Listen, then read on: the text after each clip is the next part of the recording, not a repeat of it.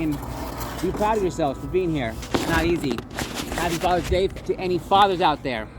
All right, so we're going to start off with this preamble. Alcoholics Anonymous is a fellowship of people who share their experience, strengths, and hope with each other, that many may solve their common problem and help others recover from alcoholism. The only requirement for membership is a desire to stop drinking. There are no dues or fees or AA memberships. We are self-supporting through our own contribution. AA is not allied with any sect, denomination, politics, organization, or institution. Does not wish to engage in any controversy, neither endorses nor opposes any causes. Our primary purpose is to stay sober and to help the alcoholics achieve their sobriety. Hell yeah.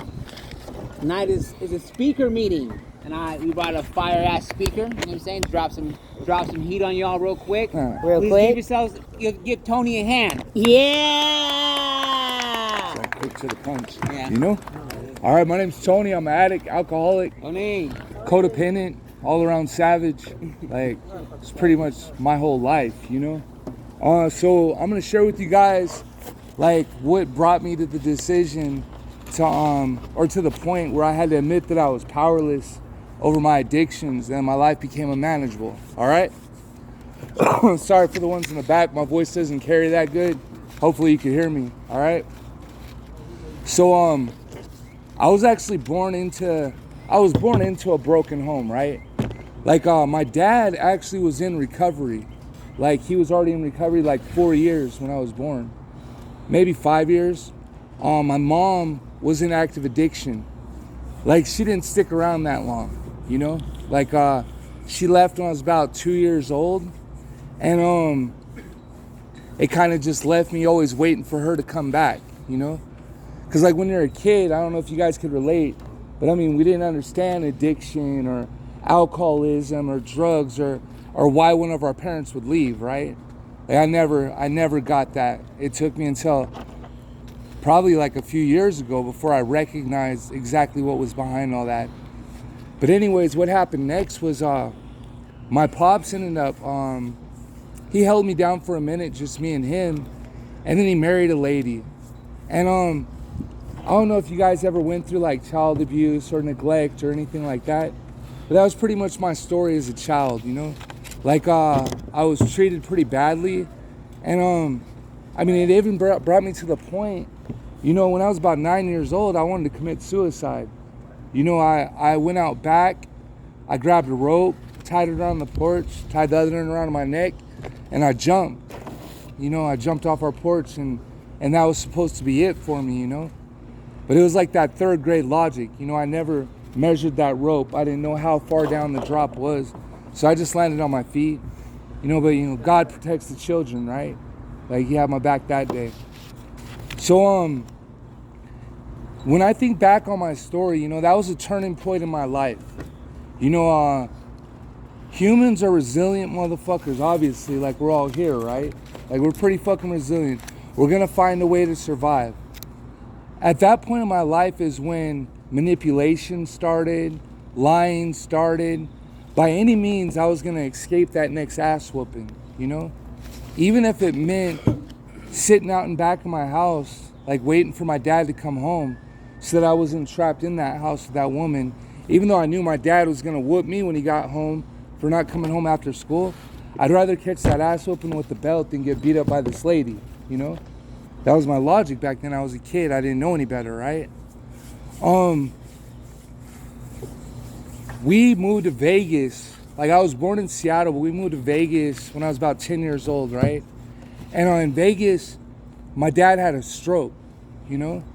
So my family dynamic was like, you know, I had my step family, and they were kind of like, you know, the ones that abused me and battered me and stuff like that. And then I had my biological brothers and sisters, and they were all pimps and prostitutes, crackheads, heroin addicts, gang members, you know what I'm saying? So again, like when you're a child and your logic kicks in, I mean, what did I think was good, right? Like I knew that beating me up and abusing me wasn't good. So what's good to me was you ball out, like you get money, like you live this fly-ass life, you know? And I mean, that's what grown-ups do, you know? That was a functioning adult to me, right? So when we moved to Vegas, my dad ended up having a stroke and he became disabled. So when my dad became disabled, it left me in kind of a limbo, you know? I bounced between my step family, my biological family, anybody that fucking wanted me.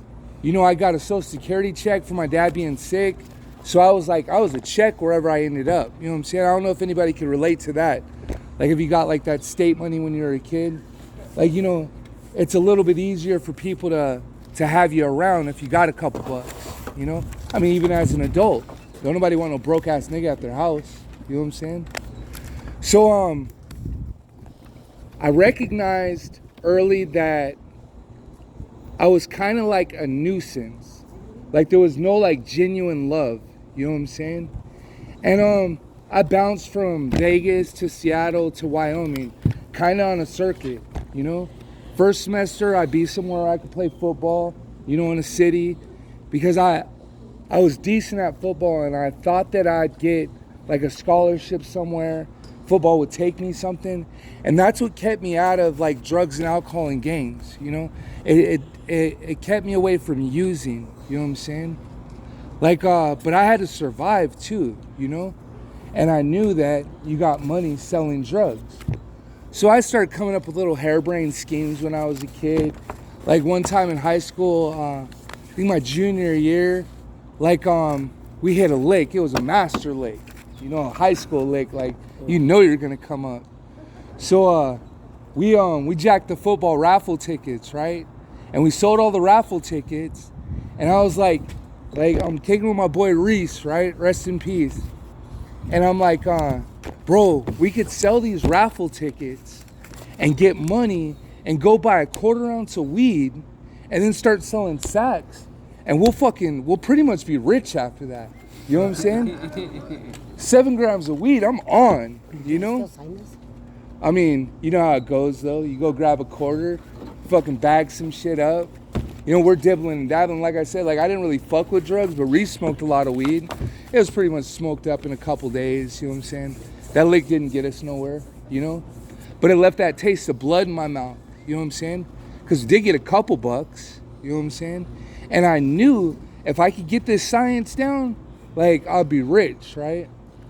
So, needless to say, you know, I didn't make it to college to play football, even though like that became my story. Like, you know, I had to admit it in my 5th step that I was lying my whole life about playing college football. I played arena ball. Like, you couldn't tell me shit. Like, that was the truth. The lie became the truth, right? My whole life I told this story. But I didn't make it to play ball, right? Like, I instead, you know, my junior and senior year of school, I was in Seattle. And in Seattle, it rains a lot, you know what I'm saying? And I'm homeless. I'm out in the streets, you know what I'm saying? I don't know if you guys ever lived in a rainy place before, but I mean, your socks are always fucking wet, you know what I'm saying? If you're just outside in the fucking rain, you're gonna be wet, and that shit's fucking miserable, you know? It's fucking miserable, you know? So I was like, all right, new plan, right? I'm gonna go to Vegas and I'm gonna start selling drugs, and I won't have to worry about it because it's sunny all the time in Vegas, right? And plus my brothers and my sisters, my heroes, right? The pimps and the prostitutes, like they're in Vegas. So I know if I'm up around them, I'm gonna get some money, right? Well, when I got to Vegas, my brothers and sisters had changed. You know, their progression of their illness had kicked in. And the ones that were like always shiny, brand new fly ass clothes, fly ass cars, you know, ballers, all of a sudden they were fucking crackheads. You know what I'm saying? Heroin addicts. Like look like junkies, you know? Like some of us look when we come into a program. Shot the fuck out. You know what I'm saying? And that was my first reality check. Like, whoa. Like fucking what the fuck happened here? You know what I'm saying? Checks out. So, like I said, like my story involved a lot of trauma as a child, right? Never feeling safe, always getting beat up and abused, you know what I'm saying? So that's what led me to alcohol, right? Like, I drink, and when I drank, I didn't give a fuck. You know what I'm saying? I didn't care what you thought, didn't care how you felt, and I really believed, because I was raised like with this toxic masculinity, that like we're not supposed to show fear. We're not supposed to have anxieties. Like we're never supposed to show emotions or love, you know, because that's what was taught to me. So I was like, as long as everybody's in fear of me, I'll be all right, right? And when I'm drunk, like I'll scrap, you know, because I never really had that killer instinct inside, you know. I never really wanted to hurt anyone, you know what I'm saying? But I didn't want to be hurt. So I figured out a way where I could hurt people and not care about it so that I wouldn't get hurt, right? So for years, like a few years, I was in the streets just running them up, like savaging around, like fucking drink, smoke some weed, fight, stealing liquor, you know, hustling a little bit, you know what I'm saying? But like really vying for a position of power so that I could be like that apex predator, right? Like, wasn't nobody gonna touch me again. Well, what that led me to was in my neighborhood, there was a big fucking group of us, right? Like 20, 30 kids that went through like similar situations. You know, we were never fucking safe, right? So we started our own little clique, you know, just had to clique. Like we're just out here because we had to be, you know what I'm saying? Not no Crips or no Bloods or nothing like that. Just straight thugs, you know? And fucking, we're about that life. You know what I'm saying? Guns, drugs, like, I mean, shit just started flowing through our hands and we're young and wild. We have no direction, you know what I'm saying?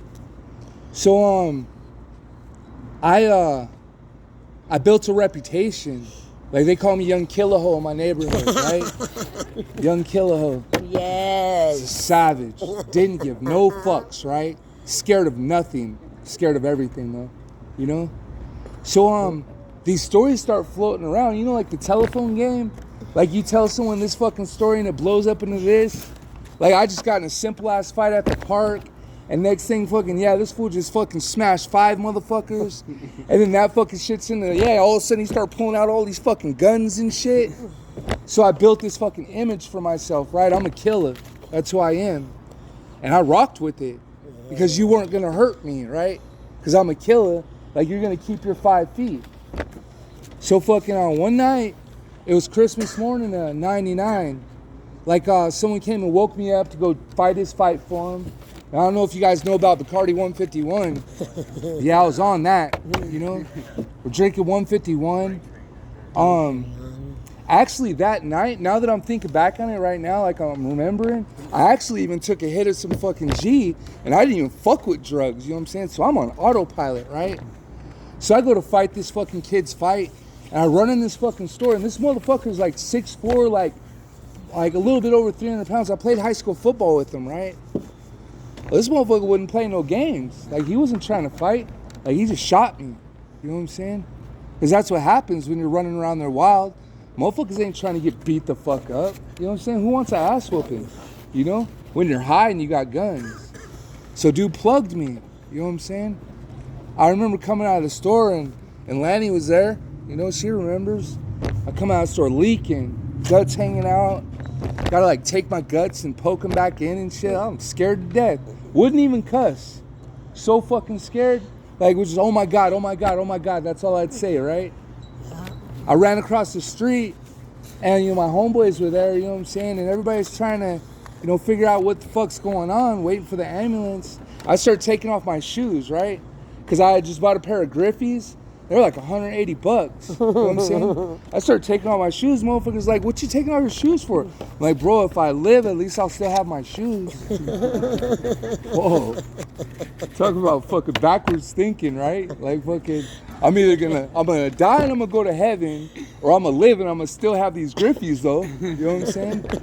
Just so you guys know, a couple weeks after I got out of the hospital, they sent me a letter from the evidence vault that I could come down and pick up my shoes. I had one speck of blood on the motherfucker. I literally just licked my thumb and got the blood off, kept it pushing, you know? But that started something else, right? Because now I recognize that this liquor was gonna get me killed. Because I'm way too big to be running around the streets fucking fighting everyone, right? Don't nobody want to ass whooping. So I'm like, okay, I'm gonna get money. money is gonna fix this shit, right? So that started my new train of thought, right? But it didn't happen right away because I'm an alcoholic now. You know what I'm saying? So I'll get some money and I'll fall off. And I'll get some money and I'll fall off. You know what I'm saying? Drink it up. Like, start fucking off with some bitches or something and just blow it all. You know what I'm saying? Trying to stunt with my little quarter pound of weed. You know what I'm saying? Like, look, I wasn't keeping up, you know? Got to keep up with the Joneses. So, you know, you read in the book Alcoholics Anonymous, in the doctor's opinion, about the different types of users, right? Like, you got the moderate users, the acute users, the chronic users, right? Well, at one point in my life, like, I almost thought that I was an acute user, looking back on things, right? Because something could happen in your life that'll make you stop using, right? So I had my first son on the way. And I had went globetrotting for a minute, trying geographic location changes to fix my shit. I've been to Chicago now. I've been to Omaha, Nebraska, Iowa. No matter where the fuck I went, I was still me. Finally, I just took my miserable ass home. You know what I'm saying? Heartbroken, busted, and disgusted. And I recognized I had a kid on the way, right? So I was like, you know what, man? I'm sitting in this fucking dope spot, right? I'm sitting in a dope spot with this junkie named Bosco. Bosco's probably dead by now, but Bosco's a good motherfucker. At this point, Bosco was the only one that fucking believed in me, right? Because, I mean, I'm like a lush drunk. You know what I'm saying? I'm part native, so when I drink, I get like sloppy bus stop drunk. You know what I'm saying? Like, I don't know if you guys ever been that drunk before, but like one drop of alcohol, it might start off with Grey Goose, it's gonna end up with 211. And at this point, it's 40s at 211 every morning, right? Fuck food. All I need is a fucking 211. The tall cans, like going hard in the paint, right? So I'm all faded. I look Bosco in his eyes. I'm like, Bosco, you know what, man? Fuck this shit. I'm about to take over the fucking neighborhood again. You know? Like, this time I'm gonna really ball out. And Bosco's like doing his shot. Like, yeah, killer. Like, you got this, bro. Like, I believe in you, young killer. I'll never forget Bosco. At that point, I put on the brakes, right? Like, I slammed on the brakes. Like, we ain't going out like this. Not like this. You know what I'm saying? I walked out of the apartment that morning shaking. Like, you guys ever had DTs before? Ooh. Like, I'm shaking. You know, you need that sip. I got the DTs popping. The bugs crawling all over me. You know what I'm saying? Like, fighting. And fucking, this kid came up to me. He's like, asked me if I want to buy some weed. I looked at him. I was like, nah, bro, I'm killer. I'm about to take back over the neighborhood. I started manifesting this shit, right? I did that. I started from nothing. You know what I'm saying? Like, because I had a son on the way, it gave me a reason not to drink. You know what I'm saying? That year, I stayed sober for a whole year, right? Stayed sober. Fucking, you know, I became a pimp that year. That was tight. You know what I'm saying? Had a couple hoes on the team. Like, I was selling a gang of weed. You know what I'm saying? Only weed, coke, and e-pills, though. Because like I said, like, I didn't fuck around with drugs, you know what I'm saying? I wasn't like you motherfuckers, you know what I'm saying? Like I wasn't fucking with no fucking G or no fucking heroin. That's fucking dirty, you know what I'm saying? But what happened was, after that year of soberness, of sober time, because I wasn't in recovery, I went to go get a tooth pulled, right? Well, now, granted, I'm a dry drunk. Like, you guys ever been a dry drunk before?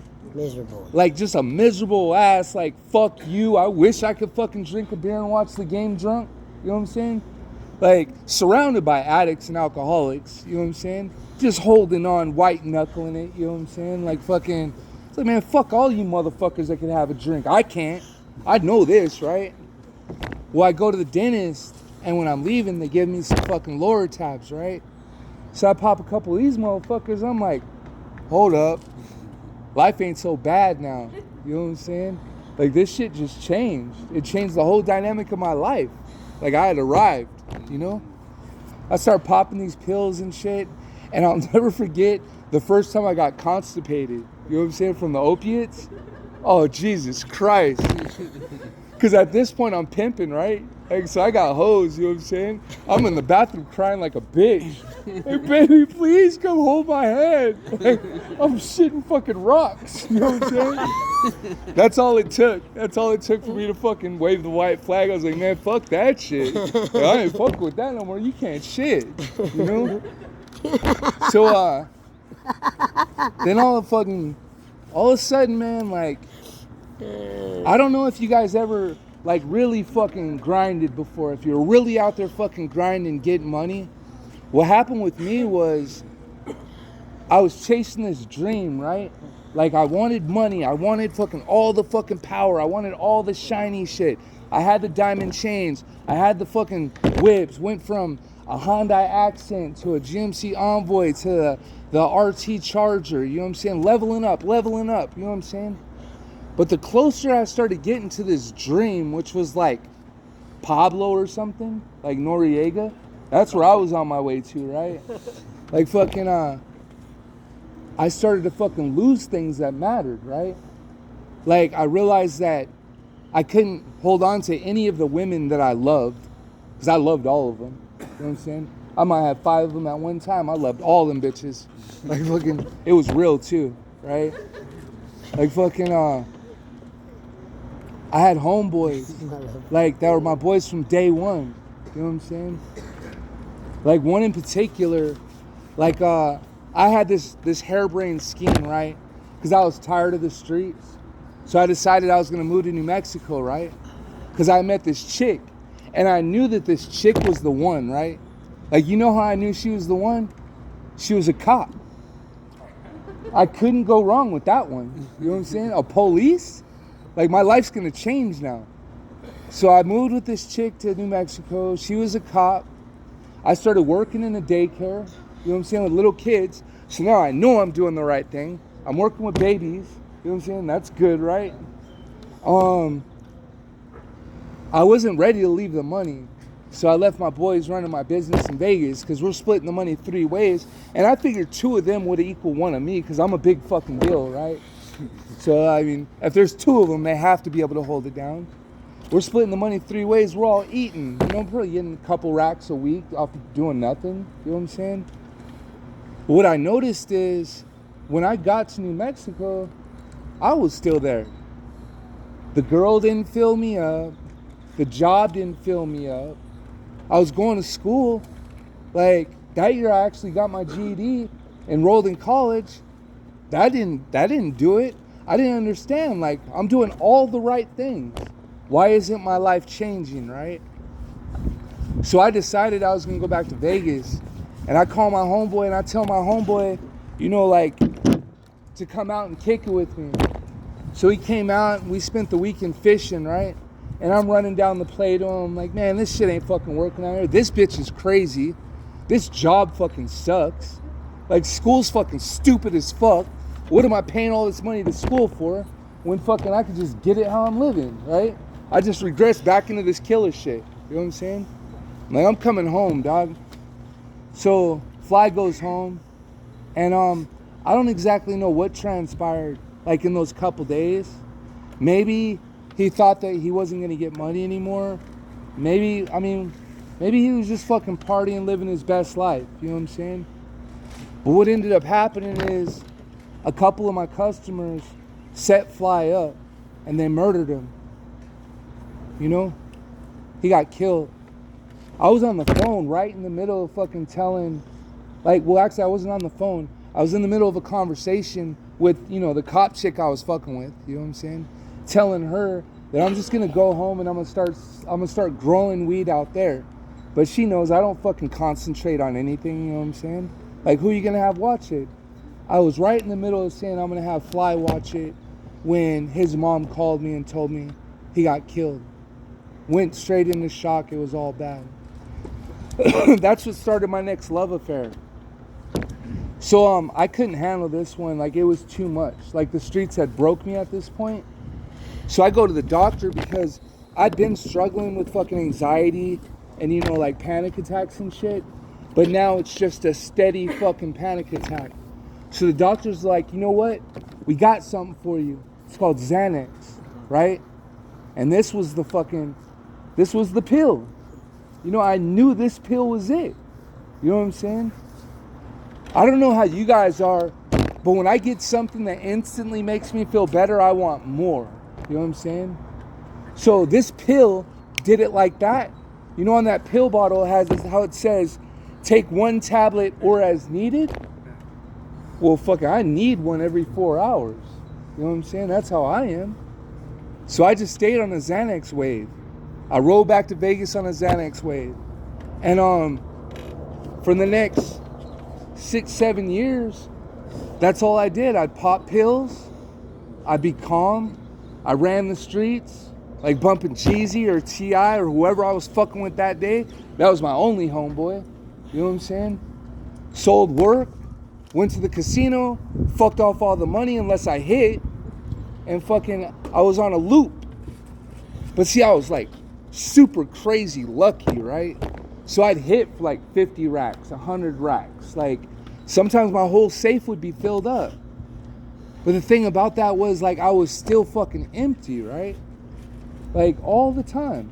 And I didn't understand it. Now, the alcohol didn't do it. The pills ain't doing it. The money ain't doing it. I can't really fuck with broads how I want to fuck with them, because you might set me up and rob me or something. Can't fuck with my family because they're all crackheads. Like, all they want is some cheese.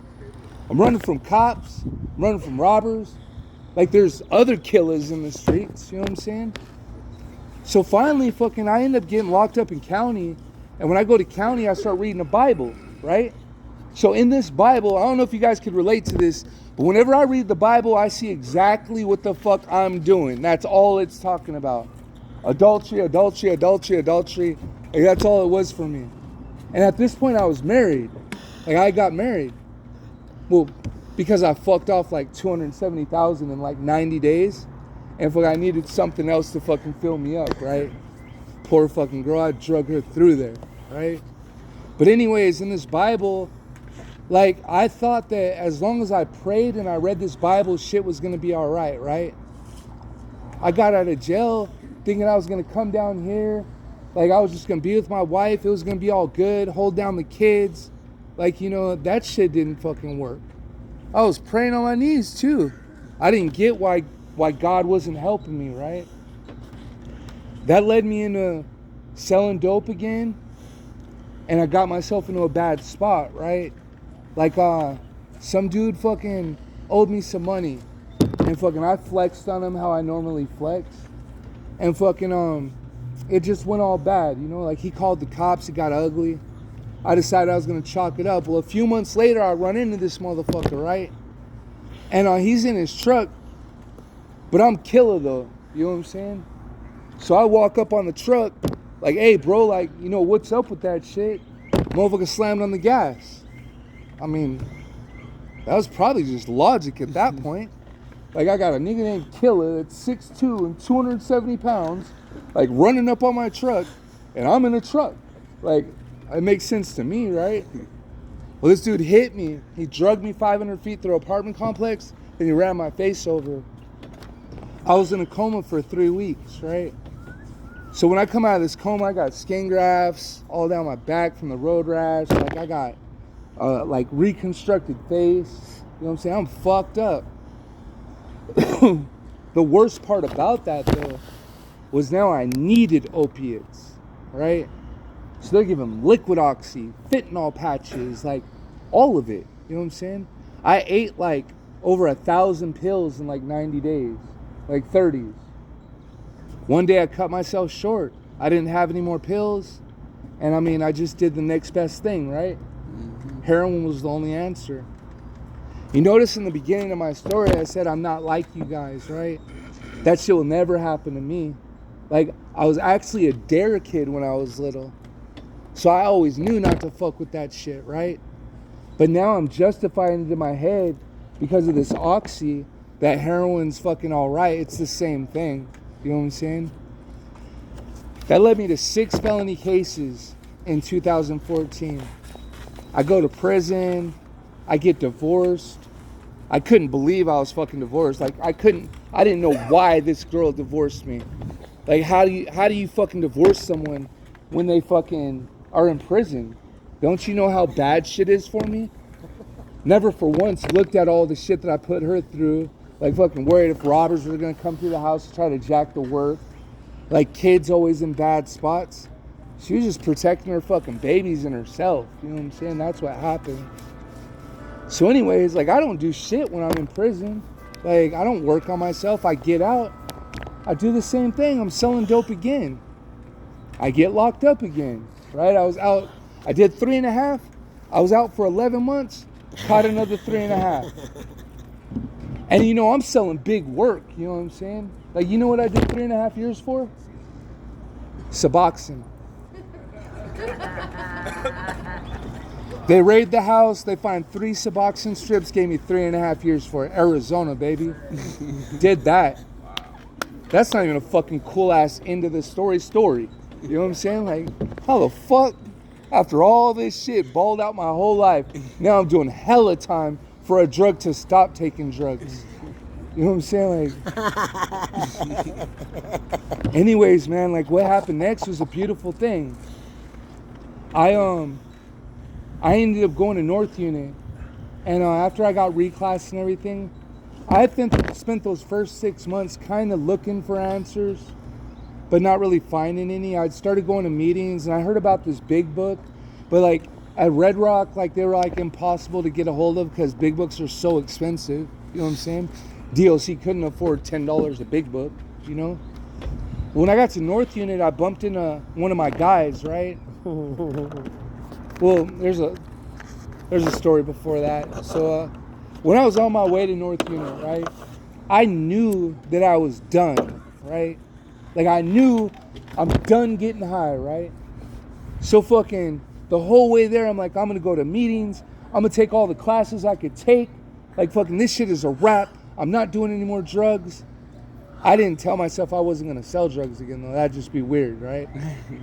So I get there, and as soon as I hit the yard, see one of the homeboys like, Vegas, what's up, bro? You're back? Because I was at North Unit before. I'm like, yeah. He's like, you still fucking around? I'm like, kinda. He gave me a gram of dope. I was high. You know what I'm saying? Have you guys ever done that before? Yeah. Where you woke up that morning like, I'm not getting high. There's no chance I'm getting high today. There's no possibility I'm getting drunk today. There's nothing you could do that's gonna change my mind right now. I got that fucking resolve. And I'm the man, if you ask me. You know what I'm saying? And you just end up high, like what the fuck? So it's 1:30 in the morning, July 26th of 2019, right? High as giraffe pussy. It's like, fuck, man, not a soup in the locker. Didn't have one fucking soup. No TV, no nothing. Sweating my ass off at North Unit in a fucking tent in the middle of summer. It's hot just like it is right now. You know, like, fuck this shit. But that's when I kind of knew it was over, right? But I didn't know how it was over, you know? So I end up going to orientation that morning, and I see one of my boys, right? Like, he's like shiny now. Last time I saw him, he was fucked off. I'm like, bro, like, what are you doing? I'm looking for the angle he's playing, right? It's like, bro, I'm doing this recovery thing. I got 18 months clean. No, at that point, I think he had a year clean. So I'm like, well, what's recovery? You know what I'm saying? I'm still wondering how he's getting money out this shit, because he's a hustler. I know you're fucking getting money out this shit. He's like, bro, why don't you come to a meeting tonight and fucking we'll show you what's up. So I walk in that meeting, right? And when I walk in that meeting, I look around and it's like, just like this. Bunch of motherfuckers in there, you know what I'm saying? Paying attention, laser focused on what's going on. And I'm fucking, I'm coming down off G. Like, I'm fucking all over the place. Like, I admire their fucking focus, you know? They give me something to read. What is the NA program, right? I start fucking reading, and while I'm reading, I start cracking. Like, it's answering all the fucking questions I've been asking myself. Like, why am I like this? What can I do to stop being like this? Why do I hurt my people? You know what I'm saying? Why does this insanity keep going? And I fucking broke. Like, while I was reading that paper, I broke. And fuck, I started crying, right? And I didn't want to look up. I was like, I knew that when I looked up, it was going to be ridicule and negative, and Motherfuckers laughing at me and, oh, look at Killer. Like, he's so fucking hard now, right? But when I looked around that room, I saw hope. I saw fucking love. I saw understanding. Because people know that feeling, like when you break down and cry. No matter what room of addicts you're in. Like, most of us have been there. But the hope that I saw in that room led me to talk to my boy after the meeting and work through the steps of Alcoholics Anonymous, the 12 steps, right? I was able to identify my resentments and the role that I played in and them. above. This is probably Like, I was able to get honest for once. Like, do an honest fifth step. It wasn't honest the first time, though. Like, because, you know, I was a football player. I played arena football and I played college ball.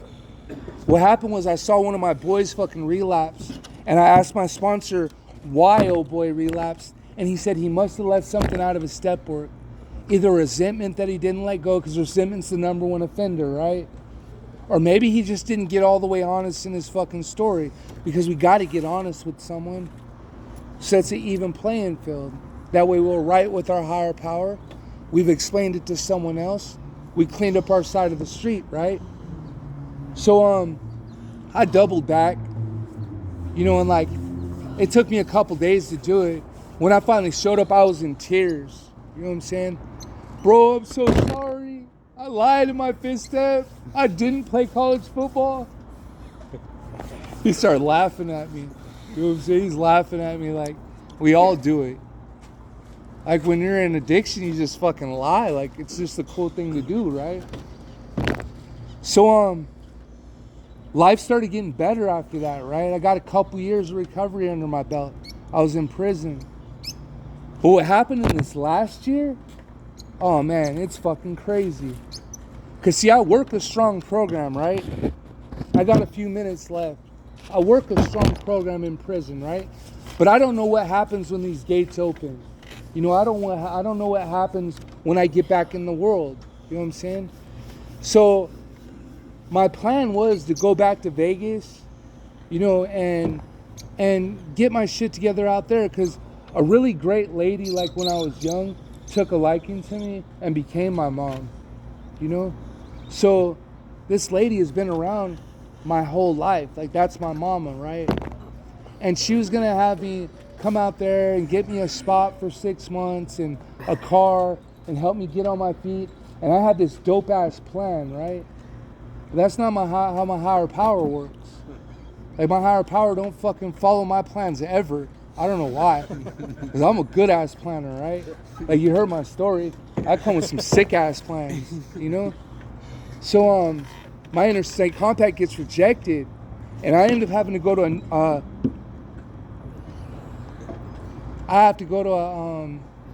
into a program, right?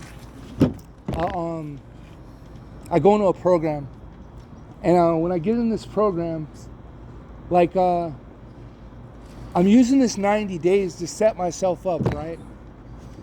Like I got there and I started like helping facilitate groups. You know what I'm saying? I got certified in peer support. You know what I'm saying? All of a sudden, a new plan started to come to fruition, right? I graduate the program and I hit the streets running, right? Like, because I'm the man. I'm still the man. Regardless if I'm Killer or if I'm Tony, I'm still the fucking man. I start working. I work for Sanctuary Recovery Centers, right? Like, I'm a lead BHT at the Charter Oak House. Fucking love it. Got 10 clients there, right? I manage a sober living. I fucking love that shit too. I got 8 clients there. I pick up 6 sponsees, right? I love all of them. Got myself into a relationship. Loved her too. You know what I'm saying? Like, to be honest, anytime I see someone going through it on Facebook, I reach out and I do my best to help, right? I basically took on the world population as my sponsees. 3.5 billion people, or however many they are, right? Well, what happened is, in this relationship, you know, she wasn't in recovery, but I'm a big deal, right? I'm the fucking man. So I'm gonna drag her to the finish line. Like, these sponsees, like, I'm a big deal. I'll drag you motherfuckers to the finish line too, right? Like fucking the clients, the sober living. I took the 12 steps to the next level. I give away so freely what has been given to me, right? To the 12th fucking power. Well, take it from me. You can't give everything away. You know what I'm saying? Because what happened to me is I started resenting her. I'm helping her, but now I resent her. My phone rings and I don't want to fucking answer it. These fucking sponsees, they're fucking pissing me off. These clients at the sober living, stop acting like fucking hoe ass niggas and get your game up. Stop getting high. At work, like you motherfuckers are like kids. I'm so fucking resentful, right? And I'm so tired. I'm tired all the time. You know what I'm saying? Like, I just want to sleep. But I can't sleep. Because I have to give away what was so freely given to me, right? Balance. I've never balanced anything before in my life. If you listen to my story, I've never balanced anything in my life. You know what I'm saying? So what I just went through right now was some grown-up ass shit. You know what I'm saying? But you want to know what happened though? I recognized this. You know what I'm saying? And I started moving things around.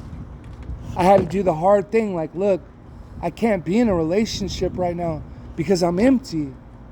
And she doesn't understand that really. You know what I'm saying? But I do.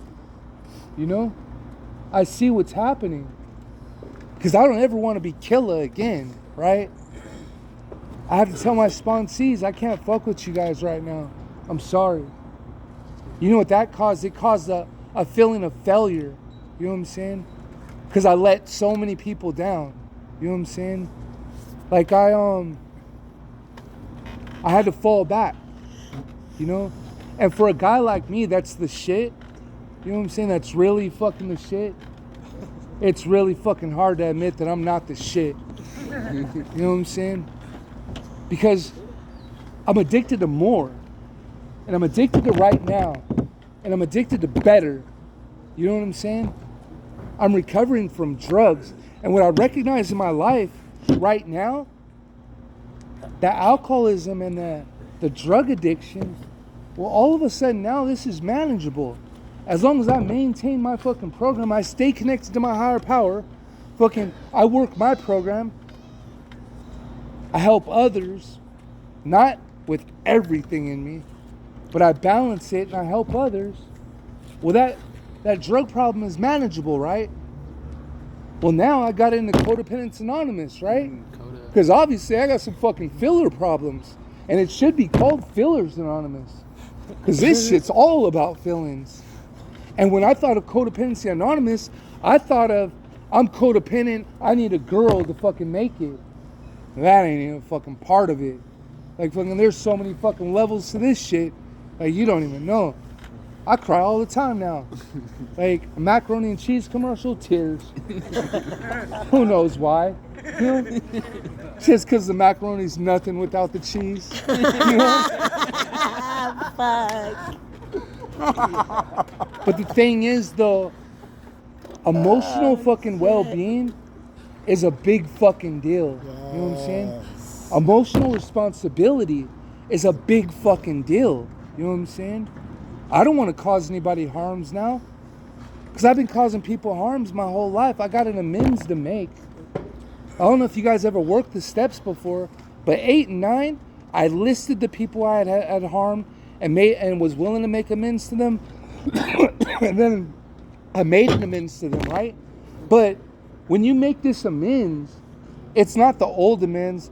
My bad, babe. I don't know what happened. I got fucked up. I ended up in some girl's fucking bed, butt ass naked. It wasn't me. You know what I'm saying? No, it's not. This shit fucking happened, and you didn't deserve to be treated that way. And as long as I do this, and this, I will never treat anybody that way again. That's about cleaning up your side of the street, right? Like, don't you know right now, I got people in this fucking program that are tripping on me because I'm not available to them. You know what I'm saying? I mean, if you guys are anything like me, you're all fucking sick as fuck too. You know what I'm saying? Like, if you're anything like me, I'm only just figuring shit out. You know what I'm saying? But there's ways to figure this shit out. For everything on this planet, there's an instruction booklet. How to work a toaster. How to fix an engine in a car. How to build a rocket ship. There's instruction booklets on how to handle emotions. On how to recover from addiction. You know what I'm saying? This shit is real. And, you know, my time's like kind of running short here. But there's just a couple things that I want to fucking make pertinently clear right now. So when Bill W. was on his deathbed, right? He said, they asked him, is there anything you want to fucking change about this fucking program? If there was anything you could change, what would you change? He said, the one thing that I would change is when I said, rarely have we seen anybody fail who has thoroughly followed our path. He'd say, I'd never seen anybody fail as long as you thoroughly follow this program, right? Believe me, like, this shit is real. Because I am an addict of the hopeless variety, right? Like, I was an addict of the hopeless variety. Today I'm a man of a hopeful variety. Like, my guy right here was just sitting where you are. He was literally just sitting there, like 2 times ago when I spoke. Looking me in my eyes, soaking this shit up. Now he got fucking works here. This girl right here was outside of that store when I got shot. She works at New Freedom, holding it the fuck down. My dude right here, like, he was all fucked off. He's not. Like, fucking does these fucking YouTube sensations. Fucking got a whole fucking following. Everybody loves Justin. Nobody loved us when we were addicts. Hell no. You know what I'm saying? It's a program of love and tolerance, right? But it's a program that you have to balance. And it's a program that you gotta work for. Because anything fucking worthwhile in life, it's gonna take a hell of a lot of work, you know? It wasn't the relationship that fucking was so fucking bad. It wasn't the sponsees that were so bad. It wasn't the fucking program. It wasn't the job. It wasn't the sober living. I'm sick and I'm recovering. In less than, I think about 30 something days, I'll have 3 years of recovery, right? 3 fucking years that I've been recovering. And I'm only now realizing that I got a lot more fucking work to do. This 90 days that you guys are here, or 30 days? What the fuck is 30 days? That's not even enough time for your head to clear. If you were fucking getting high, I was getting high. I was getting high. I wasn't no fucking punk about that shit. It's gonna take you time. It's gonna take you patience. But how many dads are here right now? Hey. Happy fucking Father's Day, man. Happy Father's Day, man. Because what you're doing right now is a man thing. Like, you guys are being strong fucking men right now. Just being here. There's no barbed wire around this motherfucker. I didn't do this in a place like this. Like, for me, it took annihilation of all things for me to start my comeback. Man, you guys are a big fucking deal, and I just really want you to know that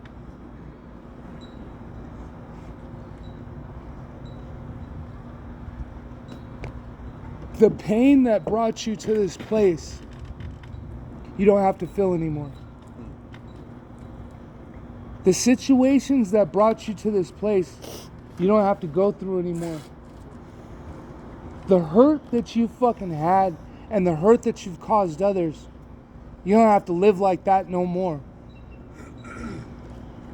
It all starts with you believing in yourself. I can't drag anybody to the finish line.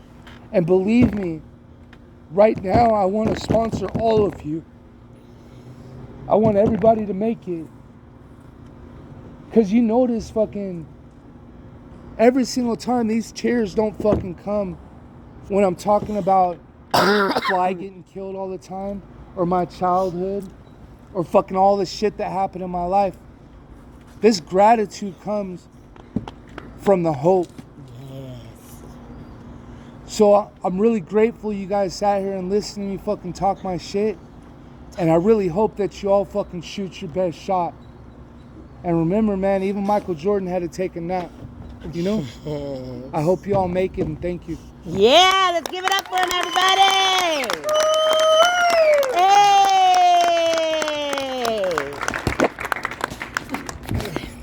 So does